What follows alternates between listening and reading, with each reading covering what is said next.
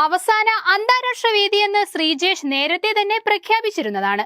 സ്പെയിനിനെതിരായ വെങ്കല മെഡൽ മത്സരത്തിന് മുന്നോടിയായി അദ്ദേഹം തന്റെ ഇൻസ്റ്റഗ്രാമിൽ ഹൃദയസ്പർശിയായ ഒരു പോസ്റ്റ് പങ്കുവച്ചിരുന്നു.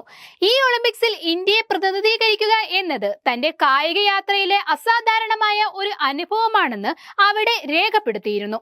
തന്റെ അന്താരാഷ്ട്ര യാത്രയിലുടനീളം തനിക്കൊപ്പം നിന്നതിന് ആരാധകരോട് നന്ദി പറയുന്ന ഈ അനുഗ്രഹീത ഗോൾ കീപ്പർ സ്വപ്നങ്ങളുടെ സൂക്ഷിപ്പുകാരൻ എന്നാണ് സ്വയം വിശേഷിപ്പിച്ചത്.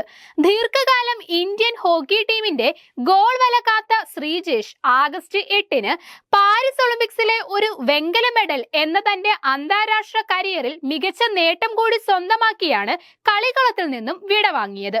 36-കാരനായ അദ്ദേഹം വർഷങ്ങളായി ഇന്ത്യൻ ഹോക്കിയുടെ വിജയത്തിൽ നിർണായക പങ്കുവഹിച്ചിട്ടുണ്ട്.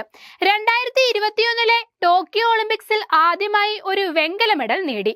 തുടർച്ചയായ രണ്ടാം വെങ്കല മെഡലോടെയാണ് ഹോക്കിയോട് വിട പറയുന്നത് എന്നതും ശ്രദ്ധേയമാണ്.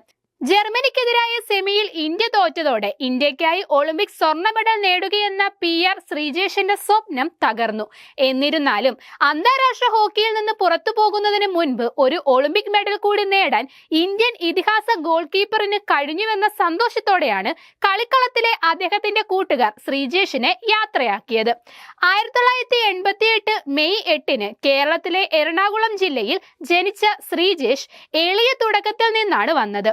ലോങ് ജമ്പും വോളിബോളും പരിശീലിച്ചുകൊണ്ടായിരുന്നു തുടക്കം. പിന്നീട് അദ്ദേഹം സ്പ്രിന്റർ ആകാനുള്ള പരിശീലനമായിരുന്നു.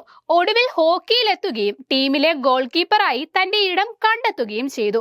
2006-ലെ സൗത്ത് ഏഷ്യൻ ഗെയിംസിൽ ഇന്ത്യക്കായി അന്താരാഷ്ട്ര അരങ്ങേറ്റം കുറിച്ച ശ്രീജേഷ് ഇന്ത്യൻ ഹോക്കിയുടെ ചരിത്രത്തിലെ മികച്ച കളിക്കാരിൽ ഒരാളെന്ന നിലയിൽ ക്രമേണ ഫസ്റ്റ് ചോയ്സ് ഗോൾ കീപ്പറായി ടീമിൽ തന്റെ സ്ഥാനം ഉറപ്പിക്കുകയായിരുന്നു.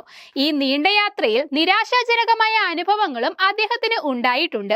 2018 ലണ്ടൻ ഗെയിംസിൽ PR ശ്രീജേഷ് തന്റെ ഒളിമ്പിക് സ്വപ്നം സാക്ഷാത്കരിച്ചെങ്കിലും ഗ്രൂപ്പ് ഘട്ടത്തിൽ ജയിക്കാതെ ടീം ഇന്ത്യ പുറത്തായതാണ് അതിലൊന്ന്.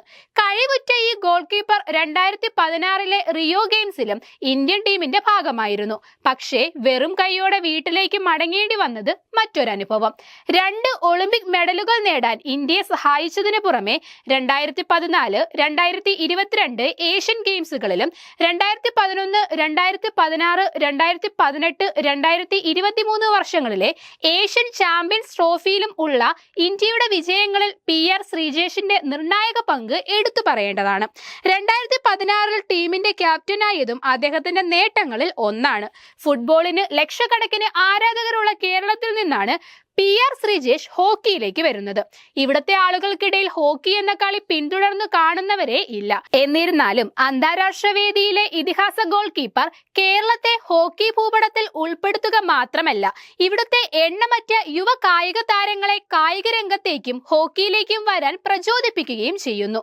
ശ്രീജേഷ് ഇന്ത്യൻ ഹോക്കിയിലെ ഇതിഹാസ താരമായതിനാൽ മികച്ച ആസ്തി തന്നെ സ്വന്തമാക്കിയിട്ടുണ്ട്. 40 കോടിയാണ് ശ്രീജേഷിന്റെ ആസ്തി. വർഷത്തിൽ 1.68 കോടിയുടെ വരുമാനം ശ്രീജേഷിനുണ്ട്. വർഷത്തിൽ 20 ലക്ഷമാണ് ശ്രീജേഷിന്റെ പ്രതിഫലം. പരസ്യ ചിത്രങ്ങളിൽ നിന്നും ശ്രീജേഷിന് വരുമാനമുണ്ട്. അതേസമയം PR ശ്രീജേഷിന് IAS നൽകണമെന്നാവശ്യപ്പെട്ട് കേരള ഒളിമ്പിക്സ് അസോസിയേഷൻ മുഖ്യമന്ത്രി പിണറായി വിജയന് കത്തു നൽകി. നിലവിൽ പൊതുവിദ്യാഭ്യാസ വകുപ്പിൽ ജോയിന്റ് ഡയറക്ടറാണ് ശ്രീജേഷ്. ഒളിമ്പിക് ഹോക്കിയിൽ വെങ്കല മെഡലോടെ PR ശ്രീജേഷ് രാജ്യാന്തര ഹോക്കിയിൽ നിന്നും വിരമിച്ചതിന് പിന്നാലെയാണ് ഒളിമ്പിക്സ് അസോസിയേഷന്റെ ആവശ്യം. മറ്റൊരു മലയാളി കായിക താരത്തിനും ഇല്ലാത്ത നേട്ടങ്ങളുടെ പെരുമ ശ്രീജേഷിനുണ്ട്. ശ്രീജേഷ് ലോകത്തിലെ തന്നെ ഹോക്കി ഇതിഹാസമായാണ് വിരമിക്കുന്നത്. കേരളത്തിന്റെ കായിക രംഗത്തൊന്നാകെ പ്രചോദനമായ ശ്രീജേഷിന് IAS പദവി നൽകി കേരള സർക്കാർ ആദരിക്കണമെന്ന് ഒളിമ്പിക്സ് അസോസിയേഷൻ മുഖ്യമന്ത്രിക്ക് നൽകിയ കത്തിൽ പറയുന്നു.